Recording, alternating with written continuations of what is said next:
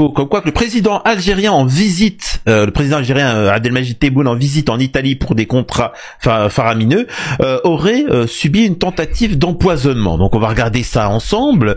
Ensuite, on va regarder des mamies à la télé qui s'expriment et tiennent des propos islamophobes, haineux et algérianophobes. En même temps, j'ai envie de dire, elles font que de regarder la télé et CNews, donc forcément les propos qui sont tenus, c'est assez gravissime, c'est condamnable, mais ça vous montre un petit peu la mentalité de certains et l'affluence des médias. Tentative présumée d'empoisonnement, et pas n'importe qui, le président algérien Abdelmajid Tebboune.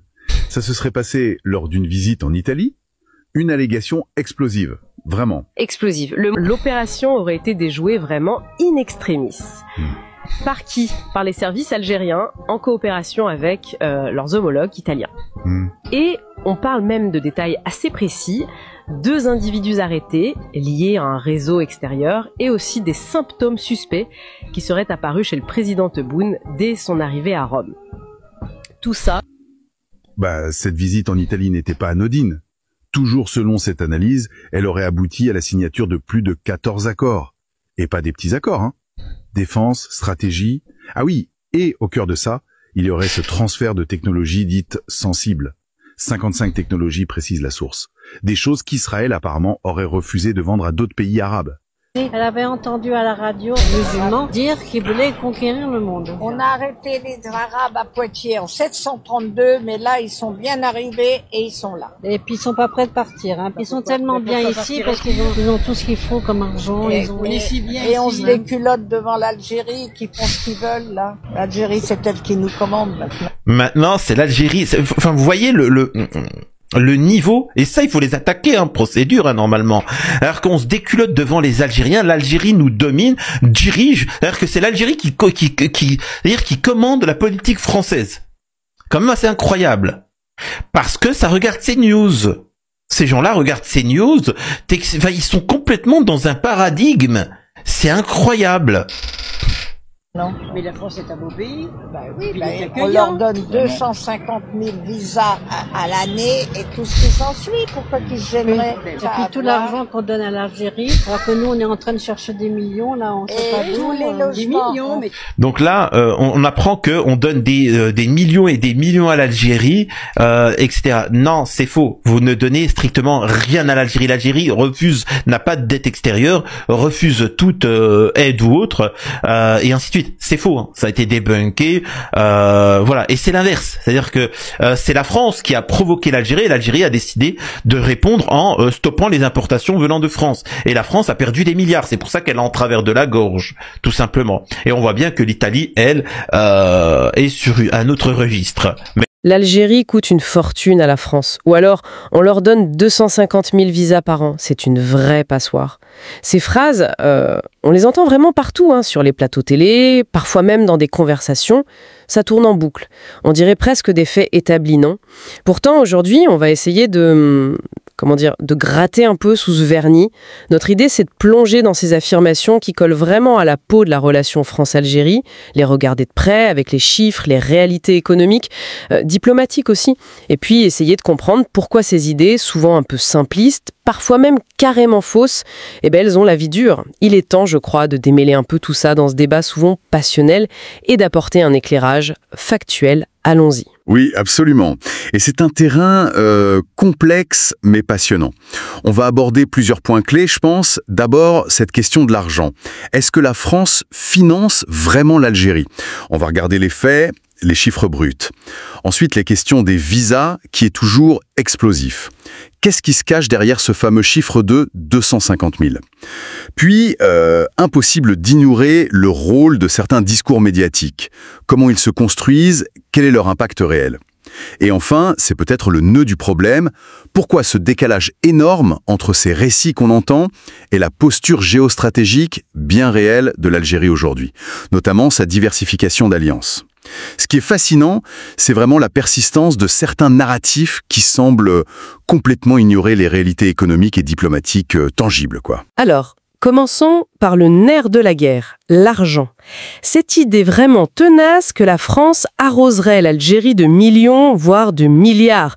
Certains vont même jusqu'à dire que sans l'aide française, pouf, l'économie algérienne s'effondrerait. Qu'est-ce qu'il en est vraiment de cette prétendue dépendance ? Alors là, on est face à une inversion quasi totale de la réalité économique actuelle. Affirmer que la France donne des millions à l'Algérie, franchement, ça relève de la pure fiction. Il faut marteler un fait économique de base. L'Algérie a une dette extérieure quasi nulle. C'est un choix politique et économique. Souverain. Revendiqué par Alger depuis des années. L'Algérie refuse catégoriquement toute aide internationale conditionnée, que ce soit celle du FMI ou d'autres. Ils tiennent, mais alors viscéralement, à leur indépendance financière. D'accord. Indépendance financière affichée, ok.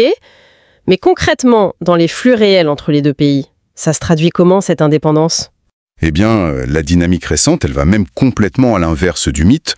Suite à diverses tensions, politiques, diplomatiques, l'Algérie a pris la décision, souveraine donc, de réduire drastiquement ses importations de produits français ces dernières années.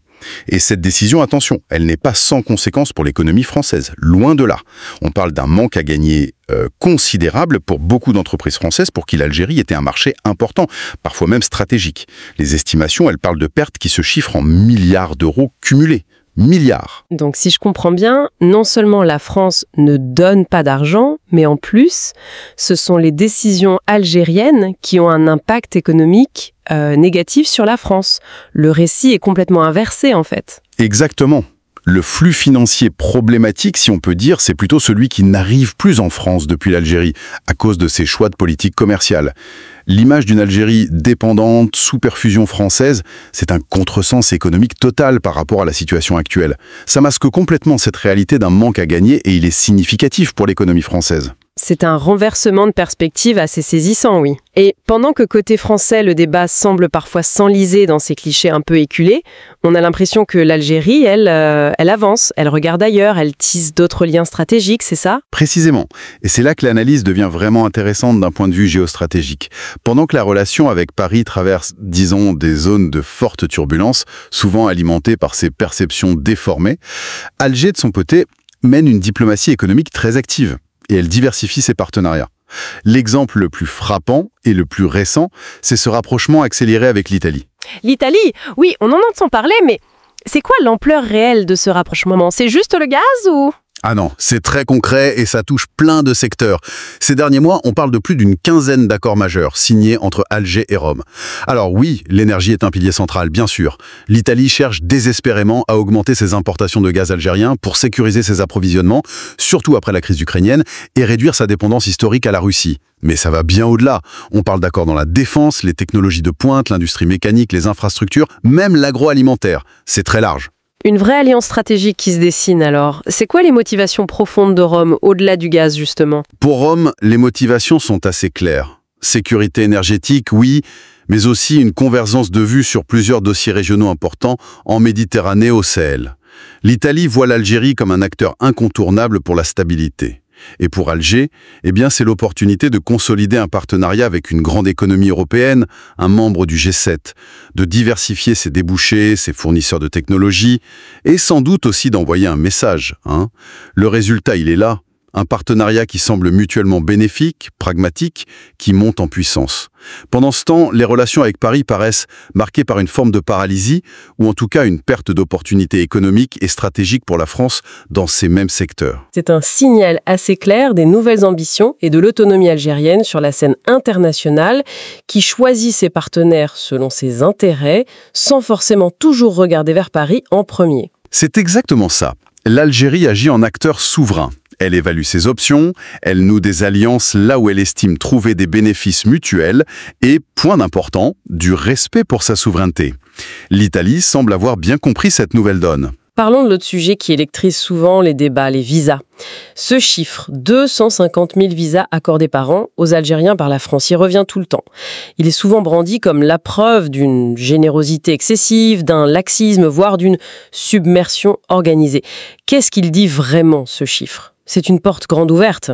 Alors, ce chiffre, même s'il a pu être atteint certaines années avant les récentes restrictions, il est quasiment toujours utilisé de manière trompeuse, voire malhonnête, il faut le dire. Il faut le déconstruire un peu. Premièrement, c'est un chiffre global.